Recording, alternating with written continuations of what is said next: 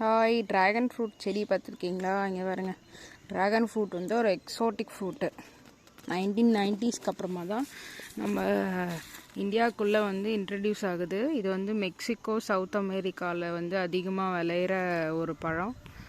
இது வந்து fibre rich, mineral அப்படி இருக்குதுன்னு சொல்லிட்டு நம்ம எக்ஸோட்டிக் ஃப்ரூட் அதிகமாக வந்து இப்போது இந்தியாவில் பல இடத்துல, நம்ம தமிழ்நாட்டில் பல இடத்துல இது வந்து கல்டிவேட் பண்ணுறாங்க. இதுக்கு வந்து ஒரு இனிஷியல் காஸ்ட் வந்து அதிகமாகும். ஏன்னா இதுக்கு வந்து கண்டிப்பாக ஒரு தூண் வந்து வளரணும். இது வந்து ஒரு கள்ளி செடி மாதிரியே இருக்குல்ல, பார்த்தீங்களா? நம்ம சோற்று கற்றாழை அந்த கள்ளி ஒரு இருக்கும் பாருங்க, அதே மாதிரி இருக்குது. அதோட ரகம் தான் இந்த ட்ராகன் ஃப்ரூட்டு. பார்க்காதவங்க பார்த்து தெரிஞ்சுக்கோங்க. இந்த ஃப்ரூட் வந்து வளர்கிறதுக்கு இந்த ட்ராகன் ஃப்ரூட் 12லேருந்து 18 மாதங்கள், கிட்டத்தட்ட 1.5 வருஷம் வந்து ஆகும்.